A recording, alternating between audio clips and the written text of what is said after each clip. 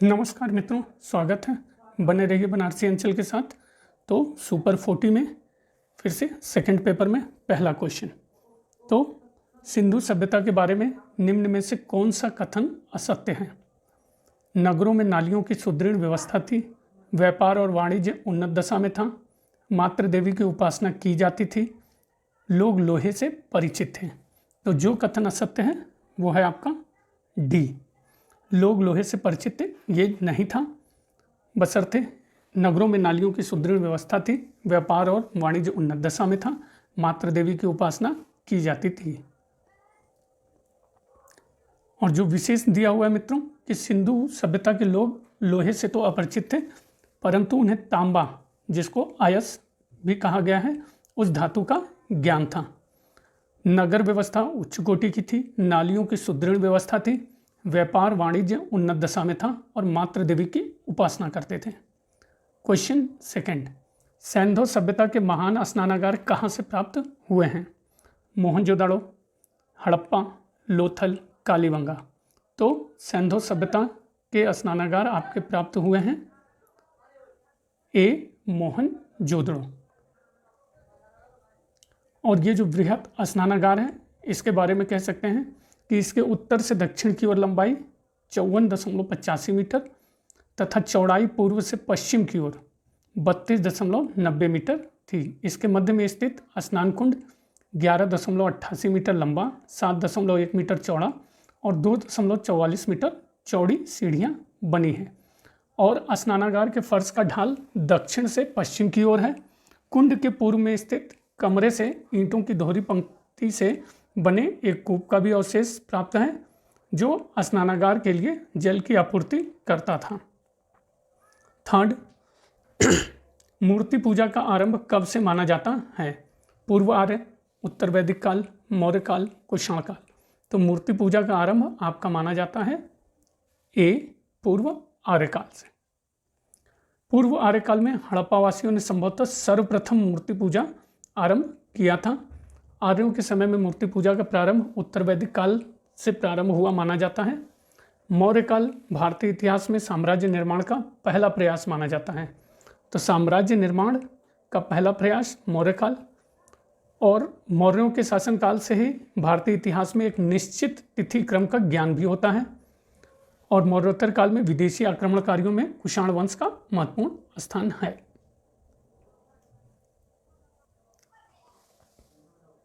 Question 4, प्रारंभिक गणतंत्र में कौन सा नहीं था? शाक्य, लिच्छवी, यौधेय या फिर उपयुक्त सभी? तो प्रारंभिक गणतंत्र में जो नहीं था वो है आपका यौधेय। शाक्य और लिच्छवी थे। क्वेश्चन 5, जो यहाँ है वह अन्यत्र भी है, जो यहाँ नहीं है वह कहीं नहीं है। यह निम्न में से किस ग्रंथ में कहा गया है? रामायण, महाभारत, गीता, राजतरंगिणी। तो यह कहा गया है बी, महाभारत में। महाभारत की रचना वेदव्यास, रामायण वाल्मीकि द्वारा, गीता श्री कृष्ण के उपदेशों का संग्रह और राजतरंगिणी कल्हड़ द्वारा रचित। क्वेश्चन 6, हिंदू विधि द्वारा मान्य कर कितना था? उपज का आधा भाग, उपज का छठा भाग, उपज का 1/3 भाग, उपज का 1/4 भाग। तो सही उत्तर है बी, उपज का छठा भाग हिंदू विधि द्वारा मान्य कर था। Next 7th question, Mrigadav Sarnath में बुद्ध द्वारा दिया गया प्रथम उपदेश निम्न में से किस नाम से जाना जाता है? महाभिनिष्क्रमण, धम्मचक्र प्रवर्तन, धर्म ज्ञान दर्शन, धम्मचक्र सूत्र। तो मृगदाव सारनाथ में बुद्ध द्वारा दिया गया प्रथम उपदेश आपके जिस नाम से जाना जाता है वो है बी, धम्मचक्र प्रवर्तन। और मित्रों ये भी पता होना चाहिए कि पहले 5 साथियों को उपदेश दिए थे, और बुद्ध के गृह त्याग को महाभिनिष्क्रमण और मृत्यु इनकी कुशीनगर में हुई, और मृत्यु को महापरिनिर्वाण कहा गया। क्वेश्चन 8, संसार अस्थिर और क्षणिक है का निम्न में से किससे संबंध है? बौद्ध, जैन, गीता या वेदांत? तो संसार अस्थिर और क्षणिक है, इसका संबंध है आपके ए, बौद्ध से।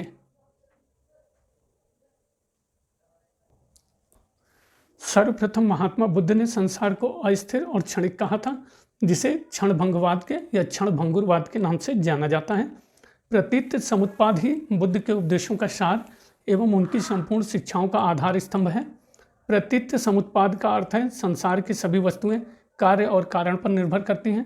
प्रतीत किसी वस्तु के होने पर, समुत्पाद किसी अन्य वस्तु की उत्पत्ति, और प्रतीत समुत्पाद का यही दर्शन है। 9th, गौतम बुद्ध के बारे में निम्न में से क्या सत्य हैं? तो देखिए, अपना अनुमान लगाइए मित्रों।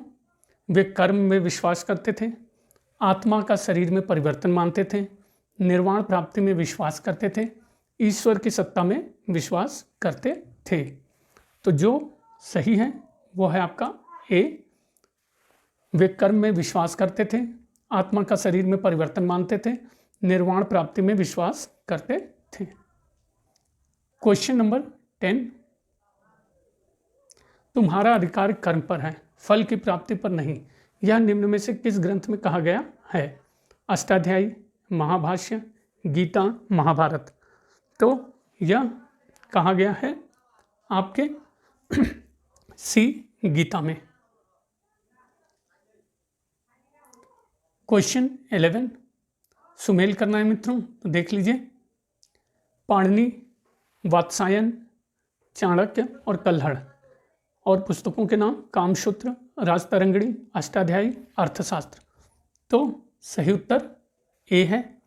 पाणिनि अष्टाध्यायी के साथ, पाणिनि आपका अष्टाध्यायी, वात्सायन कामसूत्र, चाणक्य अर्थशास्त्र और कल्हड़ राजतरंगिणी। 12, विक्रम संवत कब से प्रारंभ हुआ? 78 ईस्वी, 58 ईसा पूर्व, 72 ईसा पूर्व, 56 ईसा पूर्व। तो विक्रम संवत आपका प्रारंभ हुआ बी 58 ईसा पूर्व से। विक्रम संवत का प्रारंभ 57 ईसा पूर्व में उज्जैन के राजा विक्रमादित्य द्वारा जारी किया गया, और ईस्वी के पश्चात संवत की गणना करते समय प्रत्येक सन में 57 वर्ष और जोड़कर गणना की जाती है। तो निकटतम सही विकल्प आपका बी है। क्वेश्चन 13, बुद्ध की खड़ी प्रतिमा निम्न में से किस काल में बनाई गई? गुप्त काल, कुषाण काल, मौर्य काल, गुप्तोत्तर काल। तो सही उत्तर है आपका बुद्ध की खड़ी प्रतिमा जिस काल में बनाई गई, बी कुषाण काल। क्वेश्चन 14, अधोलिखित में कौन गुप्तकालीन स्वर्ण मुद्रा है? कौड़ी, दिनार, निष्क, पर्ण। तो जो गुप्तकालीन स्वर्ण मुद्रा है वो है आपकी बी दिनार। गुप्तकालीन स्वर्ण मुद्रा को दिनार कहा जाता था, जबकि फाहियान ने कौड़ियों का भी व्यापार विनिमय में उपयोग की बात कही है। तो फाहियान ने कौड़ियों का भी विवरण दिया है। क्वेश्चन 15, मुद्रा राक्षस के लेखक कौन है? अश्वघोष, विशाखदत्त, कालिदास या फिर भास। तो मुद्रा राक्षस के लेखक आपके बी विशाखदत्त हैं। और इसमें एक तथ्य जो दिया हुआ है, इससे प्राचीन भारत के प्रथम बृहद और शक्तिशाली साम्राज्य मौर्य राजवंश के इतिहास और तत्कालीन समाज की जानकारी प्राप्त होती है। क्वेश्चन 16, सम्राट हर्ष ने अपनी राजधानी थानेश्वर से कहाँ स्थानांतरित की थी? प्रयाग, दिल्ली, कन्नौज या फिर राजगृह। तो सम्राट हर्ष ने अपनी राजधानी थानेश्वर से सी कन्नौज में स्थानांतरित की थी। और हर्षवर्धन का राज्यकाल 606 से 647 ईस्वी, लगभग 606 ईस्वी में थानेश्वर गद्दी पर बैठा, और इसके विषय में जानकारी बाणभट्ट के हर्षचरित से मिलती है। हर्षवर्धन अपनी राजधानी थानेश्वर से कन्नौज ले आया था। समृद्धि एवं ऐश्वर्य के कारण इसे महोदय नगर भी कहा जाता था। 17, अंकोर वाट का मंदिर कहाँ पर स्थित है? जावा, सुमात्रा, कंबोडिया, चंपा। तो अंकोर वाट का मंदिर आपका सी कंबोडिया में स्थित है, और ये विष्णु मंदिर है मित्रों, और इसका निर्माण 1125 ईस्वी में कंबुज नरेश सूर्यवर्मन द्वितीय ने कराया था। यह मंदिर प्राचीन यशोधरापुर में बना है। रामायण की संपूर्ण कथा को इसमें मूर्त रूप प्रदान किया गया है। और इसके अतिरिक्त महाभारत तथा पुराणों के दृश्य यक्ष, किन्नर, गंधर्वों को जगह जगह चिन्हित किया गया है। इस पर भारतीय स्थापत्य कला का स्पष्ट प्रभाव दृष्टिगोचर होता है। क्वेश्चन 18, 72 व्यापारी चीन में किसके कार्यकाल में भेजे गए थे? कुलोतुंग प्रथम, राजेंद्र प्रथम, राजराज प्रथम, राजधिराज प्रथम। तो सही उत्तर है कुलोतुंग ने 72 व्यापारियों का दूत मंडल चीन भेजा था। ध्यान है कि इसके पहले महाराज प्रथम व राजेंद्र प्रथम ने भी चीन में अपने राजदूत भेजे थे। क्वेश्चन 19, बाजार नियंत्रण प्रथा लागू की थी? गयासुद्दीन तुगलक, अलाउद्दीन खिलजी, जलालुद्दीन खिलजी, बलबन। तो बाजार नियंत्रण प्रथा लागू की गई थी बी, अलाउद्दीन खिलजी के द्वारा। अलाउद्दीन खिलजी का आर्थिक सुधारों में बाजार नियंत्रण प्रणाली उल्लेखनीय है और सैनिकों को एक निश्चित वेतन पर रखने के उद्देश्य से अलाउद्दीन ने सभी वस्तुओं के मूल्य भी निश्चित कर दिए थे। अधिकतर विद्वानों के अनुसार मूल्य नियंत्रण दिल्ली एवं उसके आसपास के क्षेत्रों तक ही लागू था। क्वेश्चन 20, मोहम्मद बिन कासिम था तुर्क, मंगोल, अरब, तुर्क अफगान। तो मोहम्मद बिन कासिम आपका था सी, अरब। और इसका आक्रमण 711 से 12 ईस्वी में था। चंगेज खां मंगोल था। तुर्क एवं तुर्क अफगान आक्रमणकारियों ने भी कई आक्रमण किए। Next 21, Vasco D gamma Bharat कब आया था? 1496, 1497, 1498, 1600। तो वास्को डी गामा आपका भारत आया था सी, 1498, 17 मई 1498। भारत के कालीकट तट पर पहुंचकर इसने खोज की थी और कालीकट के तत्कालीन शासक जमोरिन ने इनका स्वागत किया था। क्वेश्चन 22, अयोध्या स्थित बाबरी मस्जिद का निर्माण किसने किया था? बाबर, हुमायूं, निजामुल मुल्क, मीर बांकी। तो अयोध्या स्थित बाबरी मस्जिद का निर्माण किया गया मीर बांकी के द्वारा। अयोध्या स्थित बाबरी मस्जिद का निर्माण मुगल शासक बाबर के काल में। मित्रों अगर कभी आ जाए किसके काल में, तो बाबर के काल में। और किसने कराया? तो मीर बांकी। यही सारी चीज़ें मित्रों थोड़ा सा टेक्निकल है जो फंस जाती हैं, याद रखिए। बाबर को मुगल वंश का संस्थापक भी कहा जाता है। बाबर की मृत्यु के बाद नासिरुद्दीन हुमायूं 29 दिसंबर 1530 में आगरा में 23 वर्ष की उम्र पर सिंहासन पर बैठा। क्वेश्चन 23, टोडरमल ने किस क्षेत्र में ख्याति अर्जित की थी? सैन्य अभियान, भू राजस्व, हास्य परिहार, चित्रकला। तो टोडरमल ने जिस क्षेत्र में ख्याति अर्जित की थी वह है आपका बी, भू राजस्व। और टोडरमल को जाप्ती प्रणाली के वास्तविक जनक भी थे और उनकी इस प्रणाली का सर्वप्रथम प्रयोग किसने किया? शेरशाह ने किया, जो जाप्ता हरसाला की तरह थी। बाद में अकबर ने इसे आईने दहसाला का रूप दिया। टोडरमल की ही सहायता से अकबर ने आईने दहसाला को लागू किया था। क्वेश्चन 24, मुगल चित्रकला के विषय में कौन सा कथन सत्य है? युद्ध दृश्य, पशु पक्षी और प्राकृतिक दृश्य, दरबारी चित्रण, उपयुक्त सभी। तो सही उत्तर है मुगल चित्रकला के विषय में आपका सभी सही है। युद्ध के दृश्य भी थे, पशु पक्षी प्राकृतिक दृश्य भी थे, दरबारी चित्रण भी था।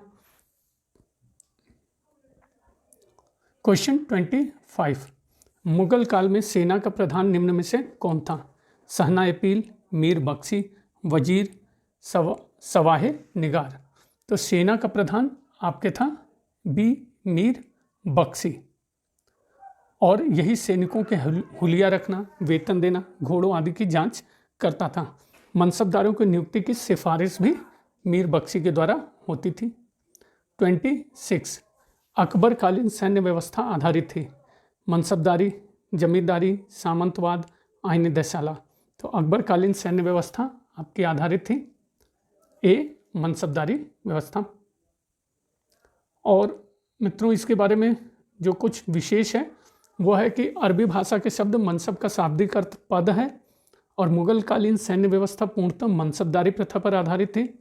अकबर द्वारा प्रारंभ में की गई इस व्यवस्था में उन व्यक्तियों को सम्राट द्वारा एक पद प्रदान किया जाता था जो शाही सेना में होते थे।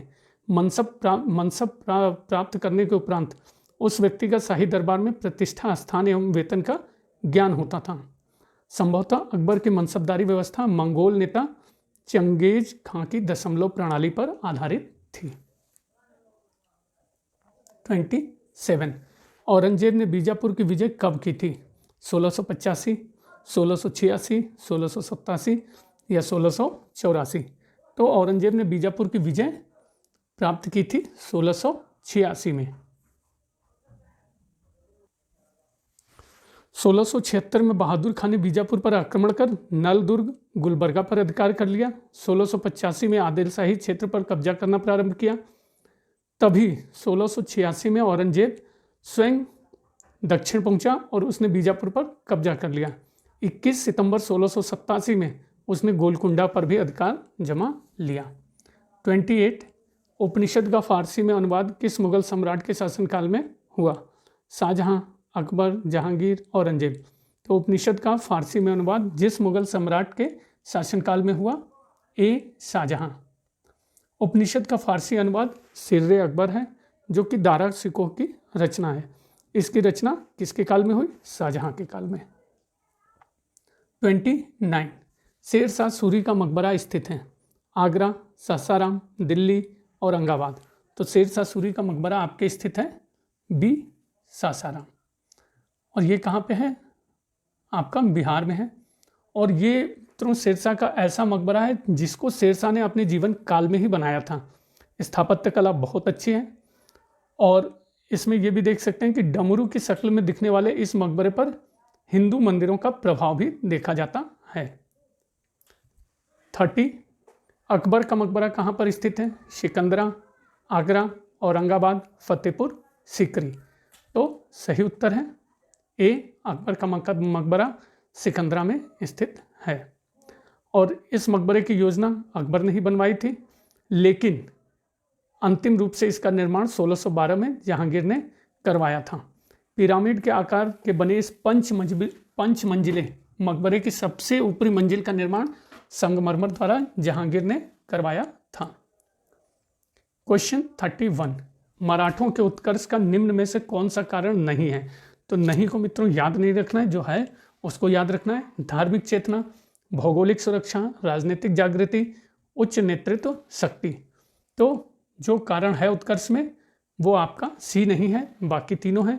धार्मिक चेतना, भौगोलिक सुरक्षा, उच्च नेतृत्व शक्ति मराठों के उत्कर्ष का कारण है। क्वेश्चन 32 रैयतवाड़ी प्रथा प्रारंभ की थी? Thomas Munro, Martin Bird, Cornwallis, Lord Dalhousie? तो रैयतवाड़ी प्रथा आपकी प्रारंभ की गई ए टॉमस मुनरो ने।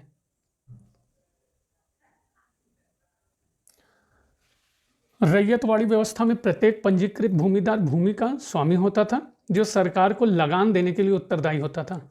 इसके पास भूमि को रहन रखने व बेचने का अधिकार भी होता था। भूमि कर न देने की स्थिति में उसे भू स्वामित्व के अधिकार से वंचित होना पड़ता था। इस व्यवस्था के अंतर्गत सरकार का रैयत से सीधा संपर्क होता था और यह व्यवस्था मद्रास एवं असम के अधिकांश भागों में लागू की गई थी। नेक्स्ट 33 सुमेल करना है मित्रों, तो देख लीजिए कौन सुमेलित क्रम में नहीं है? Annie Besant, young India, Mahatma Gandhi, new India, बीजी तिलक, केसरी, सुरेंद्र नाथ बनर्जी, मराठा? तो जो सुमेलित क्रम में है वो आपका सी है, बीजी तिलक, केसरी, अन्य नहीं है।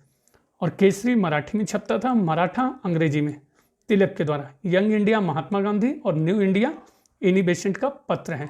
बंगाली पत्रिका सुरेंद्र नाथ बनर्जी की थी। क्वेश्चन 34 किन दो नेताओं ने भारत में दौरा कर सामाजिक उत्थान का कार्य किया? गांधी, तिलक, जवाहरलाल नेहरू, सुभाष चंद्र बोस, विपिन चंद्र पाल, अरविंद घोष, गोपाल कृष्ण गोखले, मोतीलाल नेहरू? तो सही उत्तर क्या होगा? अनुमान लगाइए। ए गांधी और तिलक ने भारत में दौरा कर सामाजिक उत्थान का कार्य किया। लोकमान्य तिलक ने सामाजिक उत्थान हेतु आगरकर से मिलकर सस्ती शिक्षा की योजना बनाई और 1890 में पूना में न्यू इंग्लिश स्कूल खोला। राष्ट्रीय जागृति उत्पन्न करने के लिए उन्होंने महाराष्ट्र में शिवाजी उत्सव और गणपति उत्सव बनाने की प्रथा जारी की। गांधी जी बुनियादी शिक्षा के समर्थक थे। इसके द्वारा वो समाज में सुधार वह गरीब बच्चों को आत्मनिर्भर बनाना चाहते थे। स्त्री शिक्षा पर बल था उनका। सामाजिक असमानता के विरुद्ध थे। हरिजनों और अन्य जातियों को समान समझते थे। क्वेश्चन 35, राजा राम मोहन रॉय ने निम्न में से किसका विरोध नहीं किया? तो सी, पाश्चात्य शिक्षा का विरोध नहीं किया, बाकी सबका उन्होंने विरोध किया।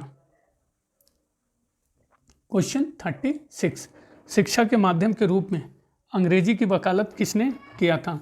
Lord Macaulay, Lord Dalhousie, Charles Wood, Lord Curzon. तो सही उत्तर है आपका ए, लॉर्ड मैकाले ने अंग्रेजी की वकालत की थी।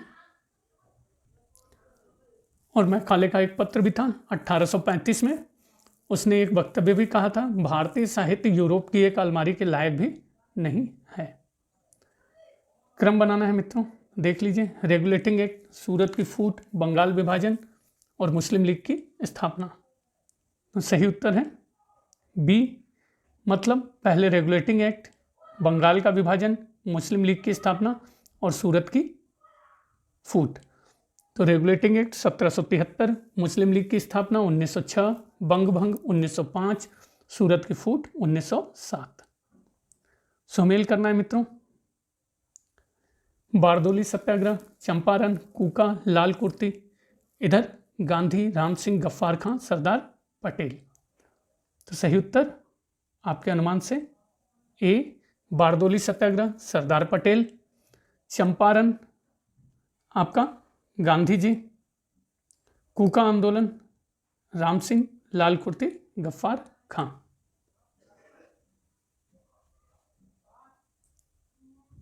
बारदोली सत्याग्रह 1928 में सूरत जिले में, गुजरात में। चंपारण गांधी जी के नेतृत्व में पहला सत्याग्रह 1917 बिहार में किसानों के लिए। कूका आंदोलन पंजाब में 1840 जवाहरमल के द्वारा। और लाल कुर्ती उत्तर पश्चिम सीमा प्रांत में अब्दुल खां गफ्फार खां के द्वारा, जिनकी अपनी संगठन खुदाई खिदमतगार था। 39 सही क्रम बनाना है मित्रों। साइमन कमीशन, सविनय अवज्ञा, खुदाई खिदमतगार, सूरत विभाजन। तो देख लीजिए, तो अनुमान लगाइए। साइमन कमीशन, सूरत, सविनय और खुदाई में खुदाई खिदमतगार। तो सही उत्तर आपका है डी, पहले सूरत विभाजन 1907, साइमन कमीशन 1928, सविनय अवज्ञा 1930 और खुदाई खिदमतगार 1930-31। क्वेश्चन 40, गांधी जी ने दांडी मार्च किया। वे भारत की गरीब जनता को निःशुल्क नमक दिलाना चाहते थे। तो दोनों सत्य हैं, व्याख्या भी सही है कि कोई एक सत्य है। सही उत्तर है सी, गांधी जी ने दांडी मार्च किया, परंतु कारण इसका गलत है। 12 मार्च 1930 को गांधी जी ने दांडी मार्च किया। 6 अप्रैल को नमक कानून तोड़ा और उद्देश्य बढ़े हुए कर को वापस लेने के लिए दबाव बनाना था, न कि निःशुल्क नमक को दिलाना। 41 द्वितीय विश्व युद्ध में मित्रों, आंसर आपने देख ही लिया, कोई बात नहीं। द्वितीय विश्व युद्ध में भारतीय राष्ट्रीय कांग्रेस ने अंग्रेजों को सहयोग प्रदान किया क्योंकि उन्हें पूर्ण स्वराज्य प्राप्त होने की आशा थी। तो दोनों ही सत्य हैं और सही व्याख्या भी है। क्वेश्चन 42 सुमेल करना है, तो देख लीजिए।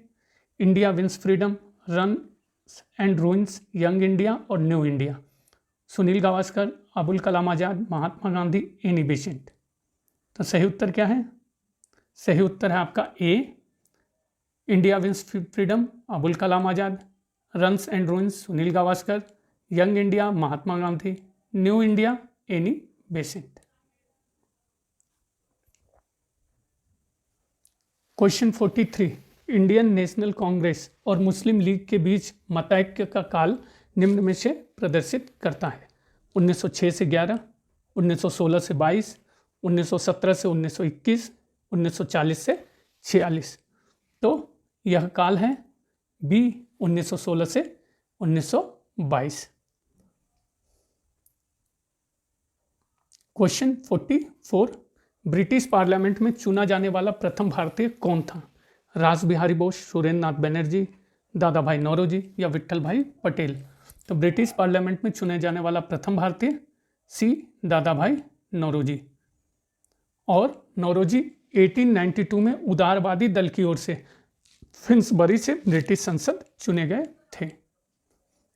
और विट्ठल भाई पटेल का इसमें दिया हुआ मित्रों, सेंट्रल असेंबली में चुने जाने वाले प्रथम भारतीय थे विट्ठल भाई पटेल। 45 1937 में संपन्न विधानसभा चुनावों में इंडियन नेशनल कांग्रेस को निम्न में से किस प्रांत में पूर्ण बहुमत नहीं मिला था? मध्य प्रांत, बिहार, पंजाब, मद्रास। तो सही उत्तर है सी। तो पंजाब में नहीं मिला था, जबकि मध्य प्रांत, बिहार और मद्रास में पूर्ण बहुमत मिला था। और पंजाब में संघीय दल को सर्वाधिक सीटें मिली थी और यहाँ पे मिलीजुली सरकार बनी थी। 46 मेरा अंतिम उद्देश्य प्रत्येक व्यक्ति की आंख से आंसू पोंछना होगा, यह कथन किसका है? जवाहरलाल नेहरू, महात्मा गांधी, बीजी तिलक, जीके गोखले। तो यह कथन है आपका ए जवाहरलाल नेहरू का। और यह कथन दिया गया 14 अगस्त 1947 को। एक आसान सा प्रश्न है, तुम मुझे खून दो मैं तुम्हें आज़ादी दूंगा। यह नारा सभी को पता है मित्रों। यह नारा है सुभाष चंद्र बोस का। 1944 में सिंगापुर में यह कहा गया था आज़ाद हिंद सेना को संबोधित करते हुए। क्वेश्चन 48 भारतीय राष्ट्रीय कांग्रेस का प्रथम अधिवेशन कहाँ हुआ? बिल्कुल आसान सा प्रश्न है। यह हुआ था आपके बम्बई में। पहले पूना में होना था, प्लेग की वजह से 28 दिसंबर 1885 में गोकुल तेजपाल संस्कृत कॉलेज के में हुआ था। प्रथम अध्यक्ष व्योमेश चंद्र बनर्जी और 72 सदस्यों ने भाग लिया था। तो ये मित्रों आखिरी प्रश्न था सुपर 40 के 40 प्रश्नों की सीरीज में। बने रहने के लिए बनारसी अंचल के साथ बहुत बहुत धन्यवाद मित्रों। प्लीज़ सब्सक्राइब करिए। बहुत बहुत धन्यवाद।